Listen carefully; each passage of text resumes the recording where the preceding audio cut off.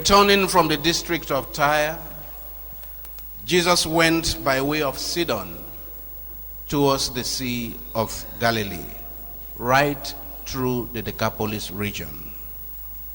And they brought him a deaf man who had an impediment in his speech.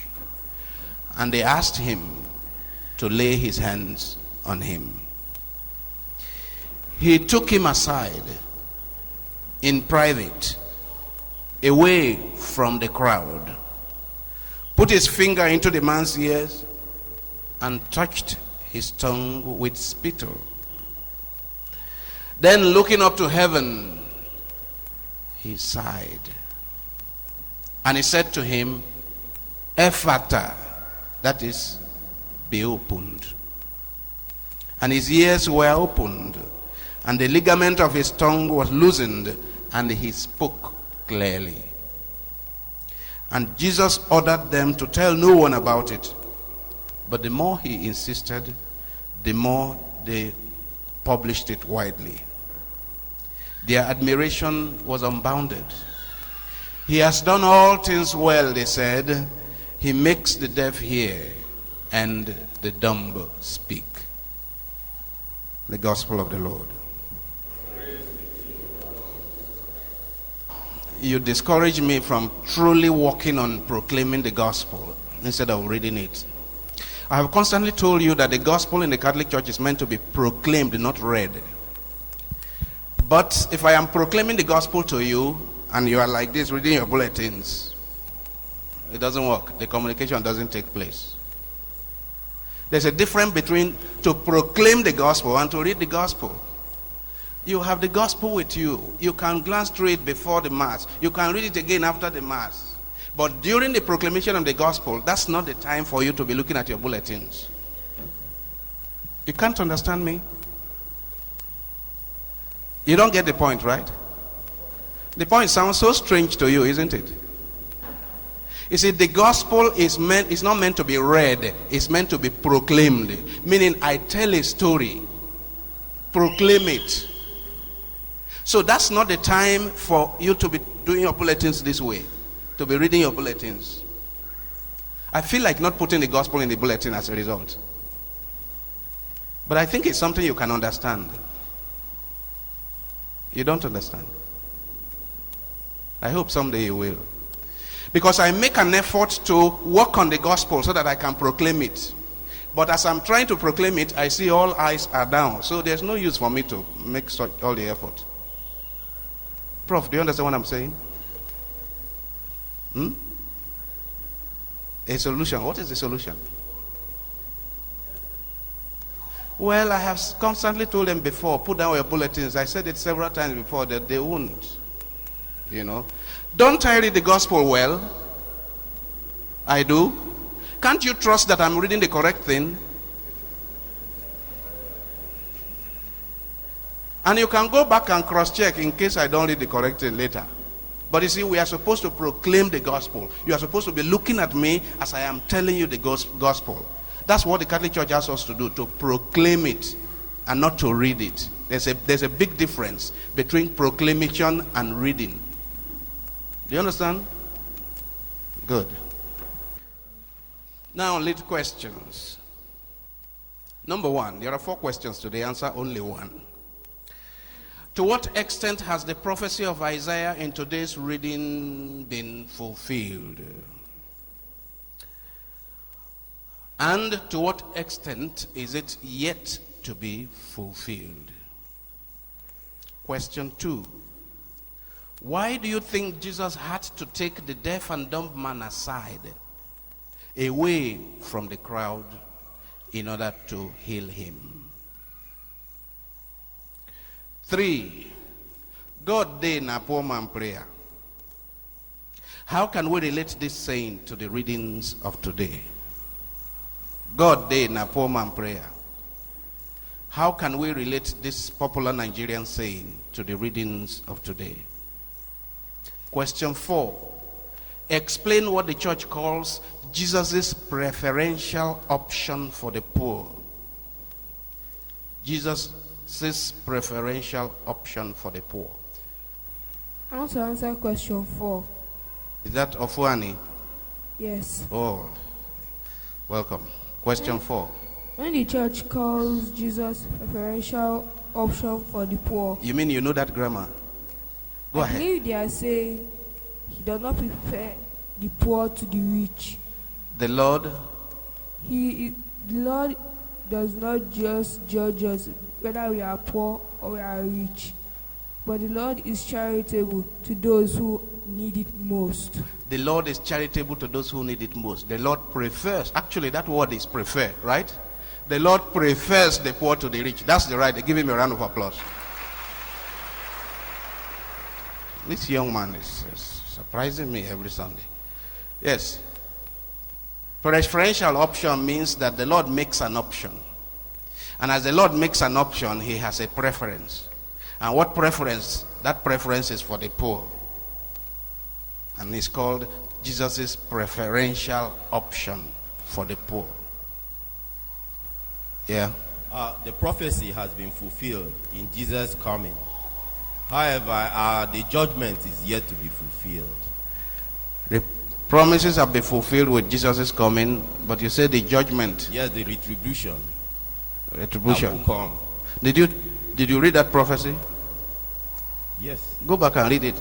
Glance through it. That prophecy, what we just read in the first reading. It didn't talk about judgment there. It talked about retribution. Yes. And it talked about the blind seeing and the lame walking and everything. Yes. That has been fulfilled. I see. During the coming of Christ. To what extent has the blind seeing and the deaf hearing not been fulfilled? That's what I mean. Well,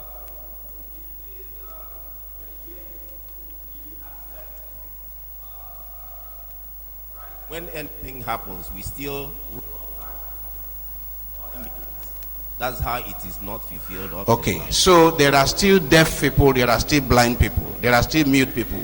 The truth is that many people are don't still have the ear for God's word. To that extent, even though they have ears, they don't hear with their ears, right? To that extent, the prophecy of Isaiah that all the blind will see and all the deaf will hear and all the dumb will speak, to that extent it has not been fulfilled. There are many people, including many sitting down here, who hardly ever open their mouth to speak about Jesus with their colleagues. Those people are dumb. What did I say? So we need to pray today that Jesus will put spittle in their mouth so that they can speak. Because there are people with mouths but who cannot speak. There are many people who have no ear for God's word. And God's word, they tune off. Now, those people are deaf, even though they have ears. It is better to be truly deaf than to be having ears and not hearing the right things. Yes. Our answer number 3. God day in a poor man prayer. God day in a poor man prayer. In second reading, according to St. James, it is said that we try to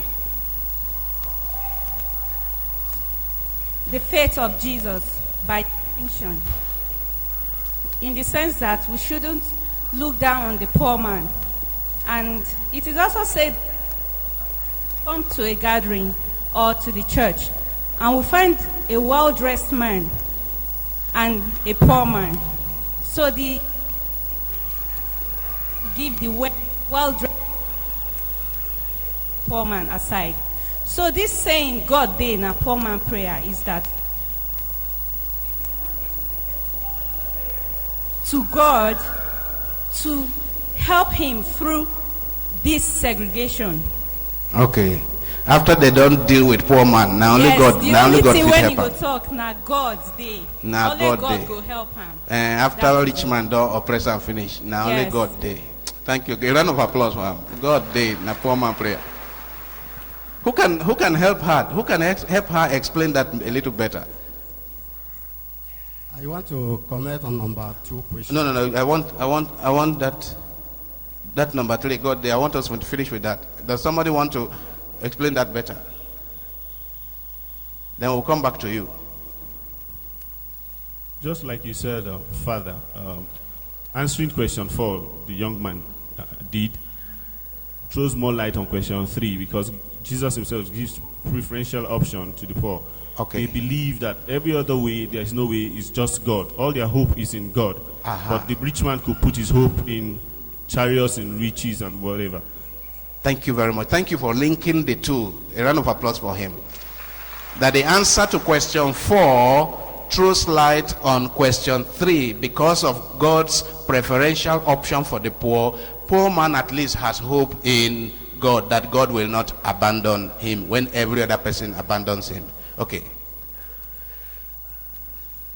My comment to number two question is that the reason why Jesus take the deaf and the deaf man aside is that they brought the man, there was instruction given by that they should lay hand on them. So maybe that is the reason why the way they was reasoning is different from the way Jesus was thinking. That is the reason why he did not cure those people in their presence that took them aside. Because there was instruction given to him that he should lay a hand on them for the gospel. Who gave him instruction? The people that brought the crowd that brought the deaf and the dumb to Jesus. They gave Jesus instruction to lay hand on him. Yes, Father.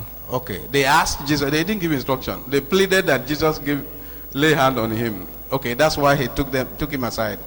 Thank you. Yes. A round of applause. But there's more reason. Praise God.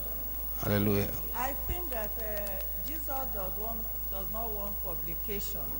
He wants to do it in secret because... Use your microphone. Nearer your mouth, yes. I think Jesus did not want publication, like he said. Even when he did, he said they should not tell others.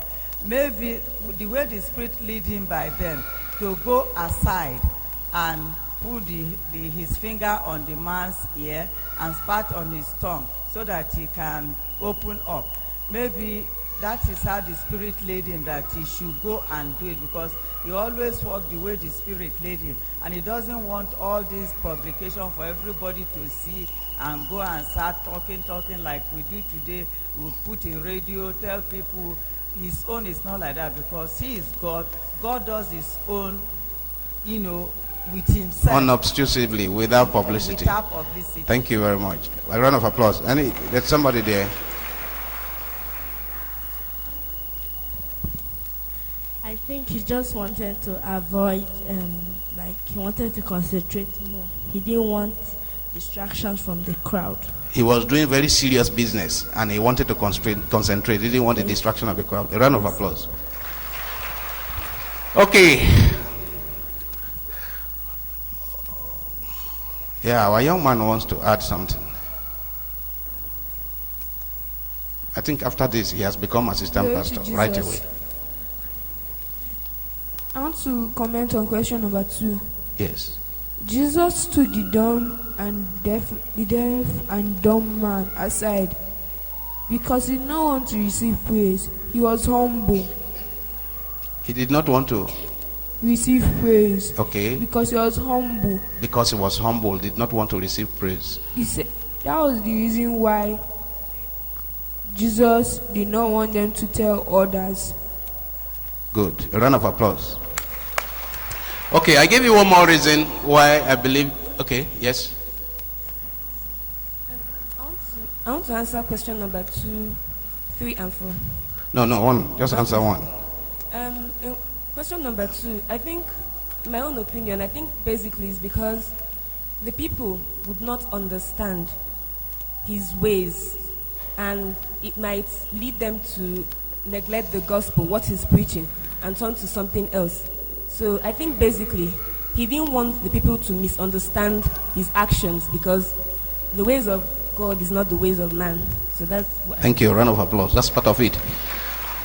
He did not want to people to be carried away with the miracle. That's part of it, because actually human beings are generally often carried away by miracle. And what he came for is the gospel, the good news. And he wants people to hear the good news. But it strikes me that Jesus took him aside to give him individual respect, to give him dignity, As you know, a deaf and dumb man is one of the poorest people around. A deaf and dumb man is the one of those around that has no respect, no respectability. A deaf and dumb man is one of the poorest of the poor. Is that not true? And Jesus Christ gave him dignity. That is why it's actually related to the other readings of today. It's related to James about God's preferential option for the poor.